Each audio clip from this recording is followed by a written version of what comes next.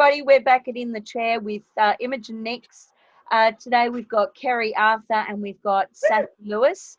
Sadly, Susie's having computer problems, so she's not with us. We actually did start working through this episode, and then we Let's realised... just be honest, people. She forgot to hit record. So anyway, we're going to have just the three of us today. So we're talking about research, and we're talking about all that nitty-gritty stuff. What was that? It hurt my That ears. was my phone again dinging, and I'm trying to turn it off, and it won't let me, which is so annoying. Technology. Oh, I tell you. All right. So, Keri, if you go first, can you tell us about the research, your wheres, your hows, your whys? Google is your friend, but not all the time. Google can throw up just as much false information as true. Wikipedia is exactly the same. So you've got to make sure you have at least 2 or 3 sources that are saying the same information so that you know it's true. I also use a lot of Writer's Digest books. I've got books on, I'm just looking at them over here, books on body trauma, which it goes into great detail of, what happens when someone's gutted and or shot or anything like that, which is really good information for me because I write a lot of that stuff. I've got stuff on forensic and fiction that tells you the difference between what actually happened and what happens in fiction. I've got books on private eyes and malicious intent, which is all about poisonings and secret ways to kill people, which is really good. So, yeah, that's basically what I do. I'm a bit of a pantser, I am a pantser, not a bit of a pantser. So I tend to research as I'm going along. I hit a point in the story and I think, what happens if he's getting knifed? What happens? So then I stop and research. I do stuff like that. Yep. Sassy? Google, I'll add to places because I obviously use all the same places that Keri does already. And I always like to have at least 2 to 3 points of reference. So, but Facebook groups, there are heaps and heaps of Facebook groups out there for writers that you can ask questions in, even ask your fans questions. You'll often see an author do that. They'll post a post on Facebook itself going, looking for someone that lives in this place. Can you give me information about blah, blah, blah? Or especially being Australian writers, what do you call this? Or what is that? Because we don't know it here. So there's that. And then you pick and choose on what you're going to keep as factual and what you're going to make fiction. With your research, because sometimes the facts just don't work.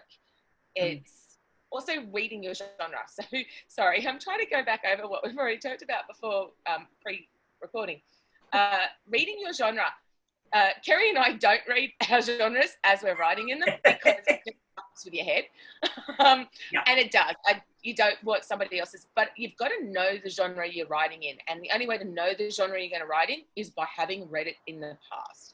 And read it well. So you've got to know that, okay, so I might call this the actual name for so-and-so is this, but in fiction, it's always called this. And if I go and use its factual name, I'm going to be prosecuted by my readers because they have no idea what that is. And they're so used to seeing this that's what they expect. I use the whole, if you're going to write a short vampire book, don't go and build a world where your vampire can just be born, because in traditional law, that's not how it happens.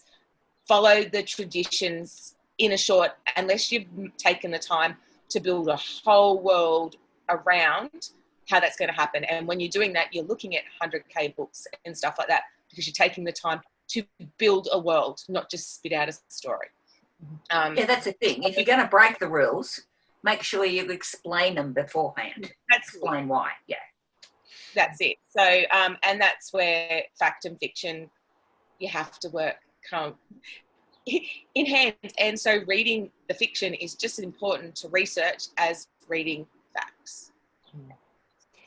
Yeah, I I spend a think I lot of covered time. it all again this time. You did good. I spend a lot of time on YouTube, particularly if I'm watching something. I'm working on a sci-fi piece and I'm chasing a specific piece of information. When I was writing the Warriors of the Elector books, I watched so many takeoffs and landings of the space shuttle, and I watched flight simulators for fighter planes. I mean, I could have just been in that cockpit doing it myself, because by the time I'd watched it, I had a pretty damn good idea on what everything did. Um, but that was simply because, I had to write one scene. And all of this came together to build one scene. And so, there was probably 50, 100 hours worth of viewing that went into writing one scene. And of course, I'm sort of tapping away and I get to the scene and I'm like, oh, okay, I need to know more.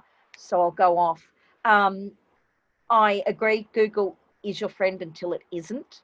You need to be sure that where you're getting your information from is reputable. Phone a friend. I do a little bit of phone a friend depending on what I'm doing. So I wrote one scene where I was talking about having the basically it's a blank spot or a dark spot where the trajectory of the missile goes this far, but it can't come any closer. So where does my shuttle go? I was talking with my editor and she was like, oh, I need the proper word. So, I spent all this time going and hunting it out. And I couldn't find the word. And so I rang somebody up and I said, look, I'm really stuck. I'm after this one piece of information.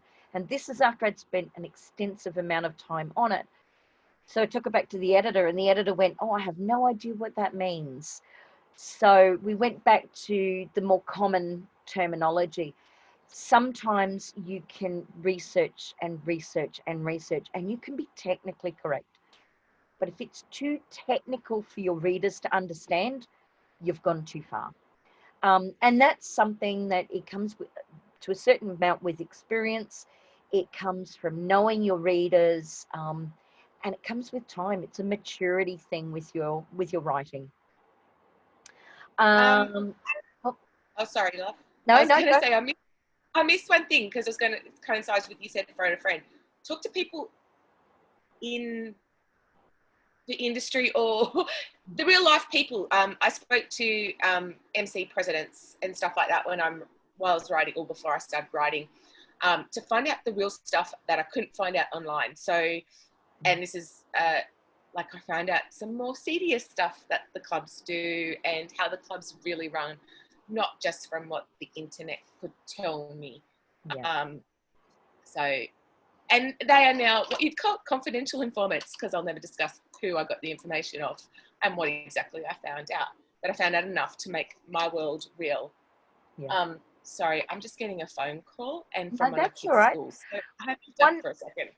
One of the things too is staying safe when you're researching. Like, I've got some really interesting facts on my computer, and I'm always careful how I use it. If I'm sort of trying to build a device, I might name 2 or 3 things, but I'll leave out enough that A, I can't get myself in trouble, B, I can't get my readers in trouble, but it's just enough to make the readers feel that, yes, they can rely on the fact that I've done my research, but without getting myself in strife. Somebody mentioned earlier about using a VPN. There are definitely times when having a VPN is worthwhile. One of the other things too is like every genre has its own rules, and every genre has the facets that people are really angsty about. If you're writing a historical, and not necessarily even a historical romance, any historical, if you come out and you've got, it's the 1300s and you've got them wearing, this fishtail gown, probably go back. So be aware of what the norms are for the genre that you're writing in. And this isn't just in romance, this is in every aspect of writing. Every genre has its norms and its rules. So make sure you know them before you get too involved in it. Yeah. Know them before you break them. Yes. Is the rule. Yeah. That's it. So Is there any one way to research? No. Nope. Is there any one time to research? No. And is there any one place to go to research? Definitely not. And the reason I say this is because a lot of the people that are going to be watching this podcast, you're new to the world of writing, or not as established as you could be. There is no one way of doing it. Everybody finds the process that works for themselves. And it takes time. It does. Does anybody want to add anything to the discussion? Nope. Apologies for We said it all last time and you forgot to record it. Oh, no, I'm never going to live Every time I that get down. a phone call from the kids' school or a dog trying to scratch on the door to get in. This is my baby. Hello, Bear. Very cute. Oh, look at that face. Oh, I know I'm important. All right. Well, I'm going to say goodbye from me, and the ladies are going to say Bye. Stay safe.